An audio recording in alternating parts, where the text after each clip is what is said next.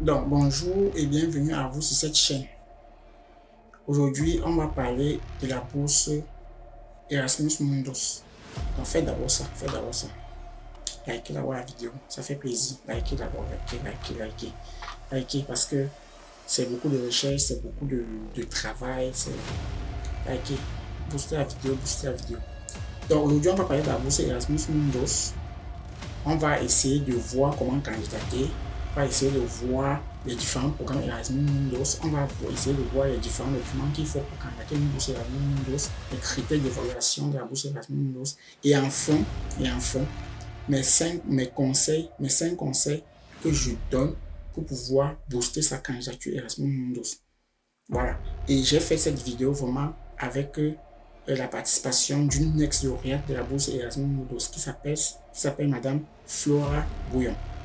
Donc, vous allez découvrir aussi son interview où elle explique clairement tout ce qu'il faut savoir sur la bourse Erasmus Mundus sur cette chaîne YouTube.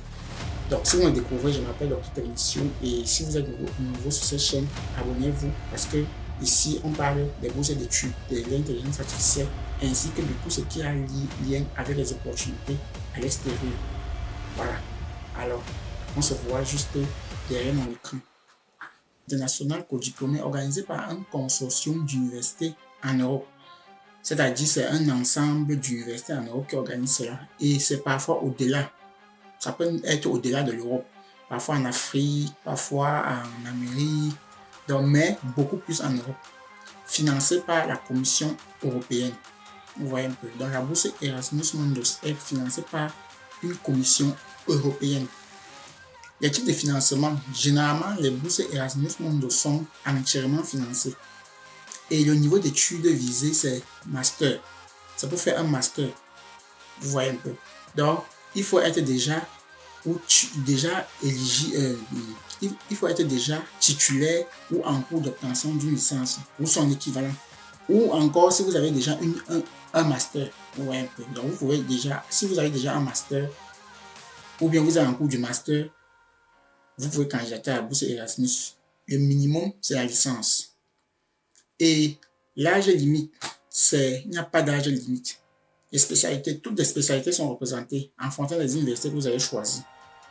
Et les langues, la langue ici, la langue pour dispenser les cours, vraiment, honnêtement ici, c'est l'anglais. C'est l'anglais. Voilà. Et la durée, c'est de 1 à 2 ans dans 2 ou 4 pays différents. J'explique ici. 1 à 2 ans, ça veut dire que, pas plus le master, c'est 2 ans. Le master, c'est 2 ans. Et maintenant, dans 2 ou 4 pays différents, ça veut dire quoi? Ça veut dire que vous faites votre master dans minimum 2 pays. Minimum 2 pays. Ça peut être 2 pays, ça peut être 3 pays, ça peut être 4 pays. En fonction des projets que vous faites. Vous pouvez prendre un premier trimestre peut-être en France, un deuxième trimestre peut-être en Espagne, un autre trimestre peut-être en Belgique et l'autre trimestre peut-être en Afrique du Sud ou bien au Canada, ça dépend. Donc, c'est comme ça que la bourse Erasmus Mundus fonctionne. C'est un ensemble de masters. Généralement, c'est environ 200 à 300 masters. Vous choisissez pour vous. Les cours sont en anglais et vous faites les cours dans plusieurs pays différents. Donc, ça vous donne déjà l'occasion de voyager plusieurs fois. Voilà. Mais pourquoi la bourse Erasmus Mundus est une opportunité vraiment énorme? Pourquoi c'est une grosse opportunité? Parce que les frais de scolarité, généralement, sont totalement payés. Donc, vous êtes dispensé de façon totale aux frais de scolarité. Vous ne payez vous ne payez pas de frais de scolarité. L'assurance maladie, vous êtes totalement couvert. Totalement. Donc, si vous tombez malade, vous êtes totalement couvert. Les frais d'hôpital, tout. Assurance pendant les 2 ans que vous êtes là-bas. Donc, il ne faut pas dépasser. Voilà. Les billets d'avion. Le billet d'avion, une allocation de voyage et d'installation après votre arrivée dans l'établissement d'accueil est accordée. Vous voyez un peu. Voilà. Et maintenant, grosse chance, vous avez aussi une bonne chance d'obtenir un emploi après votre diplôme ou bien de faire une thèse. Voilà, un peu comme notre lauréate dont on va parler dans cette vidéo ou bien avec son interview qui arrive d'ici là.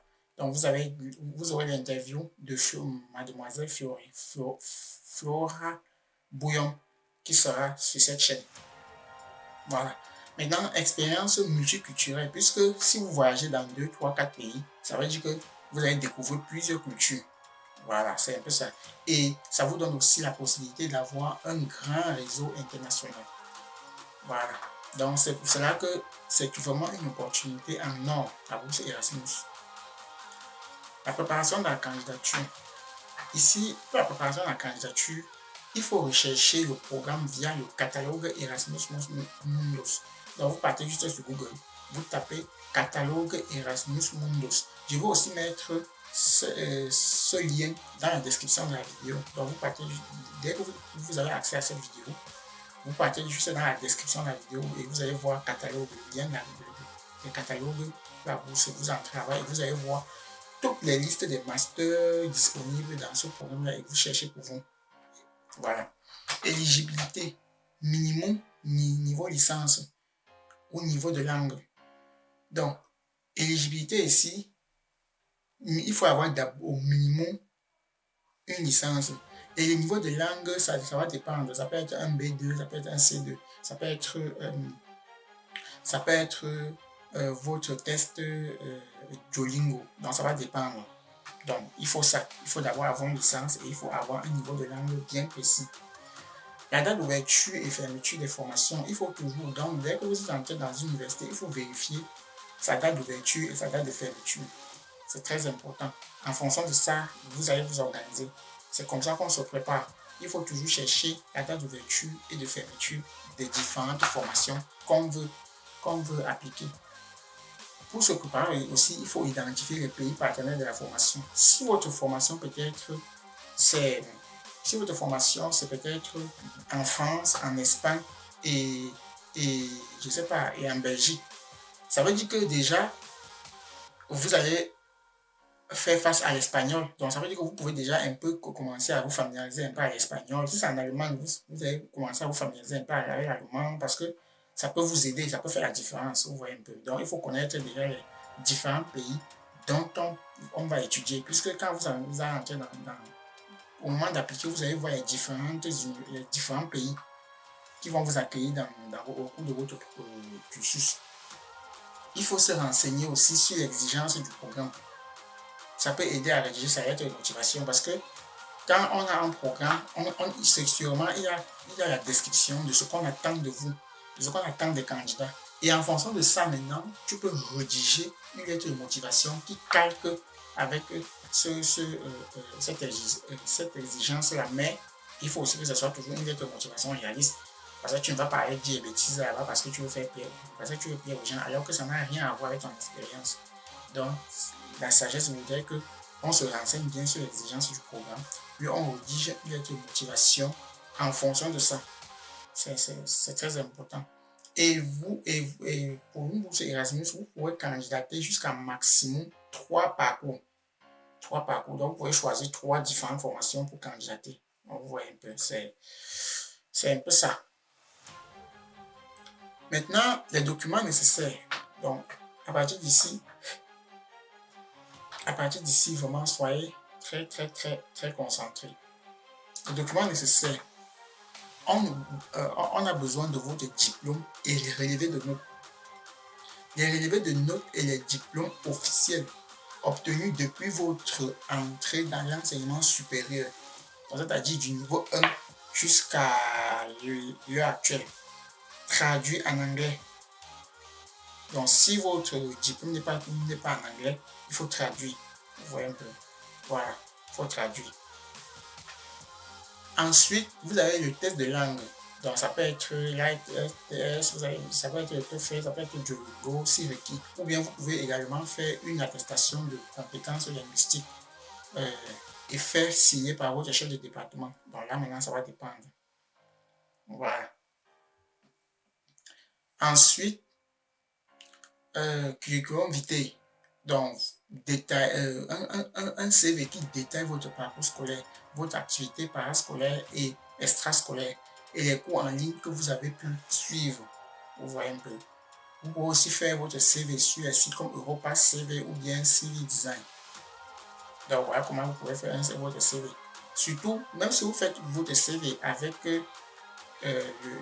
l'IA, parce que j'ai déjà fait plusieurs vidéos sur comment faire un bon CV. À la fois sur comment confectionner un CV normal et sur comment faire un CV avec l'intelligence artificielle. Mais j'avais aussi montré que même si vous faites un CV avec l'intelligence artificielle, il faut toujours adapter cela, il faut toujours personnaliser cela. Voilà. Donc, vous allez voir des vidéos sur comment faire un CV sur cette chaîne. La lettre de motivation, vous devez rédiger une lettre de motivation percutante en anglais, montrant de façon claire vos projets académiques et professionnels. Voilà, c'est un peu ça. Et j'ai déjà dit comment vous pouvez faire pour rédiger votre lettre de motivation. Regardez juste les exigences du programme, vous adaptez et vous rédigez votre lettre de motivation. Je vais faire une autre vidéo sur comment faire une lettre de motivation. Toujours pour les documents nécessaires, 2 lettres de recommandation de vos professeurs, en anglais, bien sûr.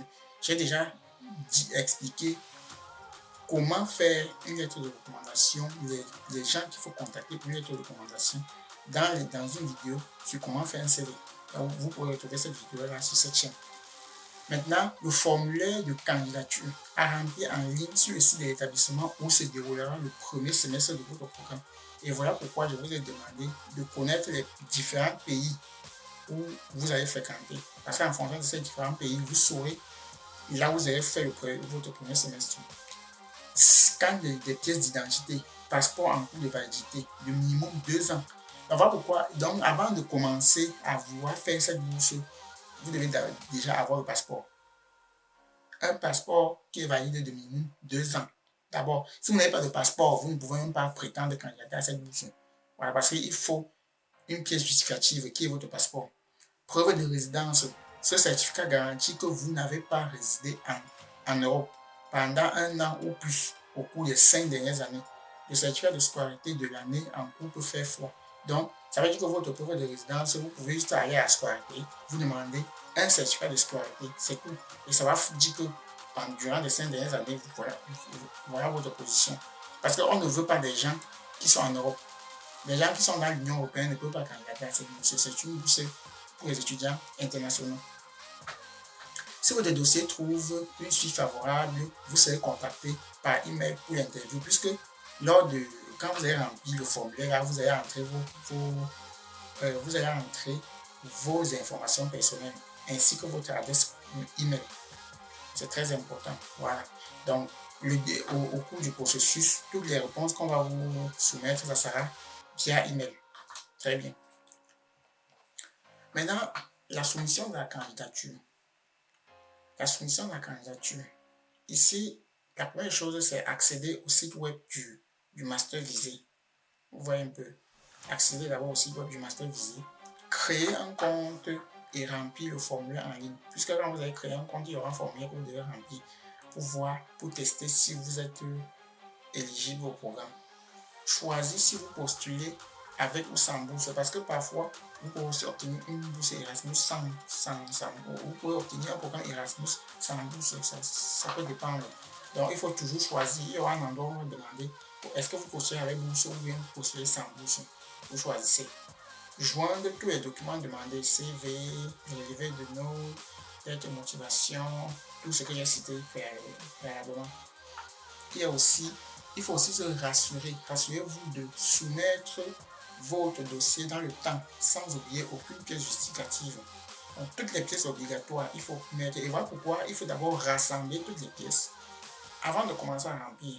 Vous voyez un peu. C'est vrai que vous pouvez remplir au fur et à mesure, mais il ne faut pas oublier. Et rassurez-vous que vous soumettez vos dossiers à temps. Et voilà pourquoi je vous ai dit lors de la préparation qu'il faudra consulter la date d'ouverture et la date de fermeture pour savoir pourquoi être dans la fenêtre de candidature. C'est très important. Comment se passe l'entretien Erasmus? L'interview se déroule en anglais. Déjà, ça se déroule en anglais. Durant environ 30 minutes. Prenons un exemple sur notre lauréate Flora Bouillon, parcours en physique nucléaire au Sarena, MIT et à Campus France. Donc c'est Flora. Elle est une ex-lauréate de la bourse Erasmus.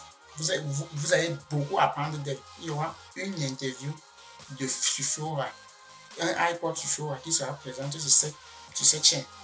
pour tout ce qui concerne Erasmus, vous allez juste écouter bien cette vidéo et vous allez comprendre. Si cette bourse vous intéresse, écoutez bien.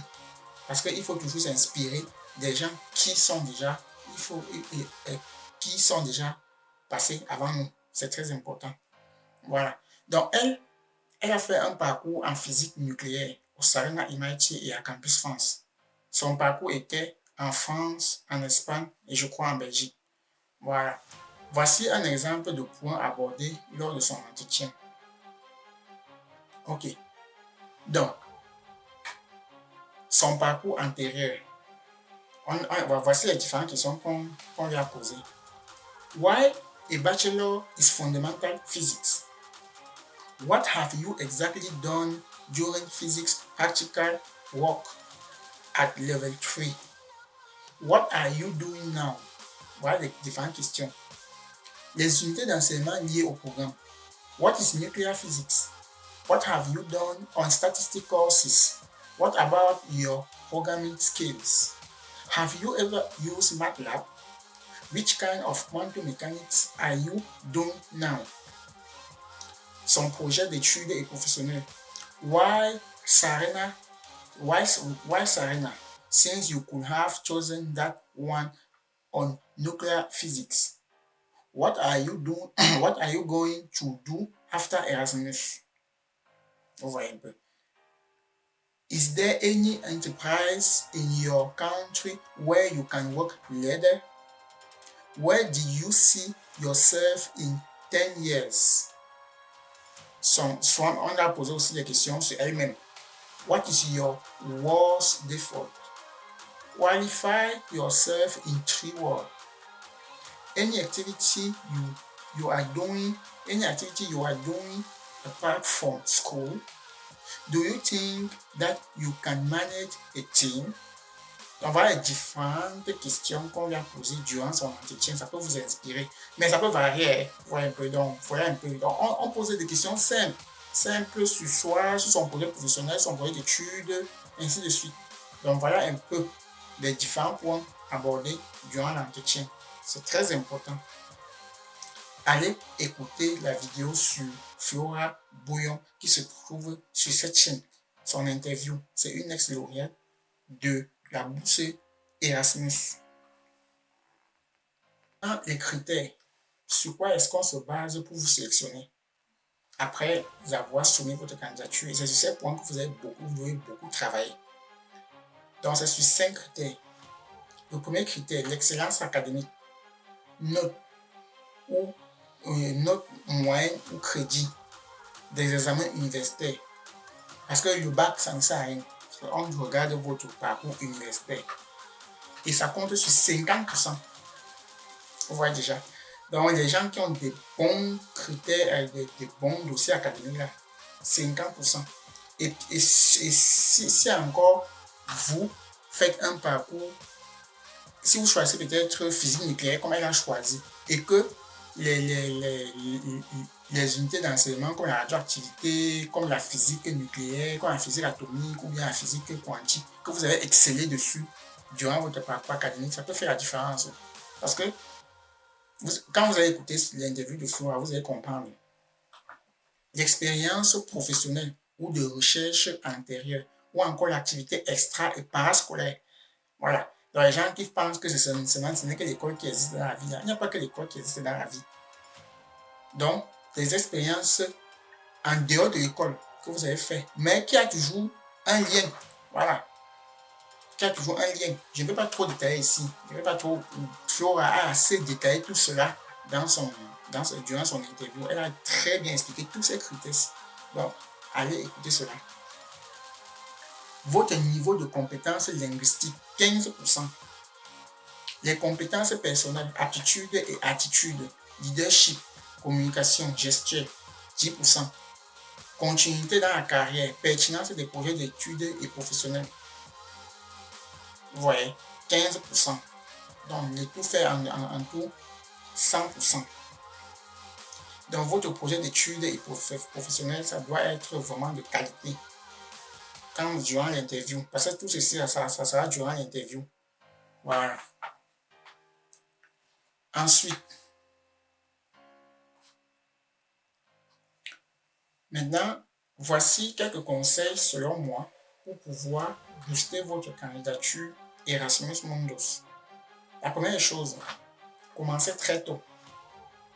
Commencez très tôt. Je pense que ça va ouvrir, ça ouvre généralement en novembre. Il y a des programmes qui ouvrent déjà en novembre.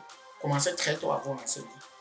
Ne pas utiliser une lettre de motivation générique, les lettres de motivation classiques. Non, il faut faire une lettre de motivation adaptée, personnalisée et en fonction du programme qu'on a visé. Voilà, c'est très important. Je vous ai parlé sur comment vous pouvez faire une lettre de motivation tout à l'heure, en fonction des exigences du programme, en fonction de vos expériences personnelles et autres, expériences professionnelles, tout ça. Vous faites une lettre de motivation taillée. Mettre en valeur son parcours, ses valeurs et son ambition, c'est très important. Ça montre votre leadership. Vous voyez, bien formater ce document, PDF, taille, nommage, parce que tout ça, ça compte. Ça doit être un PDF déjà. La taille compte. Parce que si on dit que ça ne doit pas dépendre de 2 mégas, et vous dépassez 2 mégas, c'est votre problème. On donne un style pour nommer. Il faut bien nommer avec votre nom, tout ça. C'est très important. Demandez les lettres de recommandation longtemps à l'avance. C'est très important. Demandez les lettres de recommandation longtemps à l'avance. Participer à des forums Erasmus ou contacter des anciens lauréats. Voilà. Participer à des forums Erasmus ou contacter des anciens lauréats. J'ai déjà contacté un ancien lauréat pour vous. Donc, pour ceux qui veulent contacter un ancien lauréat, vous avez Flora. Vous pouvez écouter sa vidéo et vous pouvez même aller visiter sa chaîne YouTube que je recommande vraiment fortement parce qu'elle a une chaîne YouTube qui est calée uniquement sur les bourses Erasmus. Ça peut beaucoup vous aider. Donc, allez sur la chaîne de Flora que je vais présenter tout à l'heure. Vous pouvez aussi écouter l'interview que j'ai fait sur Flora. Donc, j'ai déjà contacté un lauréat pour vous. Voilà. Donc, voilà pour moi des conseils pour pouvoir booster votre candidature Erasmus Mundus. Fortement à remercier Madame Flora Bouillon pour sa participation majeure durant la conception de cette vidéo parce qu'elle m'a vraiment beaucoup aidé avec les informations, avec son expérience et autres pour pouvoir concevoir cette vidéo. Vraiment, je tiens vraiment à la remercier beaucoup. Et comme je disais tout à l'heure, je vous conseille fortement, je vous recommande fortement sa chaîne YouTube Erasmus Mundus Scholarship Guide. Donc, vous partez sur YouTube, vous tapez Erasmus Mundus Scholarship Guide et vous allez voir sa chaîne YouTube. Elle parle spécifiquement des choses qui ont lien avec la bourse Erasmus. Vous pouvez aussi la joindre sur Instagram, comme vous voyez la EMS Scholarship Ultimate Guide. C'est un peu ça. Et vous pouvez me joindre sur ma chaîne YouTube Dr Tenisium, sur mon Facebook Dr Tenisium officiel et sur mon compte TikTok Dr Tenisium aussi officiel. Donc vraiment, j'espère que cette vidéo vous a aidé et que on va voir beaucoup de lauréats d'ici là. Si vous avez des choses, n'hésitez pas à nous écrire. Dans ma chaîne YouTube, vous avez un lien, que ce soit en description ou en commentaire, où j'ai mis la chaîne WhatsApp. Vous pouvez rejoindre cela et m'écrire. Dans la chaîne WhatsApp, il y aura mon numéro. Vous pouvez m'écrire personnellement et si vous avez des questions, on pourra gérer. N'oubliez pas vraiment de liker. Liker, vraiment, ça fait plaisir. Ça booste la vidéo, ça nous encourage à aller de l'avant. Ça booste notre vidéo auprès de plusieurs d'autres personnes pour qu'ils puissent découvrir. Vraiment, likez, abonnez-vous. Et n'oubliez pas, si vous avez des commentaires à faire, mettez les commentaires. Si j'ai commis des erreurs et autres, mettez en commentaire. Si vous avez des suggestions, mettez en commentaire. Likez au maximum cette vidéo. Partagez. Mettez sur un statut WhatsApp. Mettez dans un groupe WhatsApp. Partagez à vos frères. Même si ça ne vous concerne pas, envoyez à quelqu'un. Si peut-être que vous voyez que vous n'êtes pas au niveau d'anglais requis et que vous connaissez quelqu'un qui a fait la session anglophone et autres, envoyez-lui le lien de la vidéo. C'est très simple. Ne gardez pas les informations pour vous. Voilà. Donc vraiment, je vous remercie vraiment d'avoir visionné cette vidéo jusqu'à la fin. Je vous dis vraiment merci. Partagez, likez. Et pour les autres bourses, il y a d'autres bourses sur cette chaîne. Allez regarder. Merci beaucoup.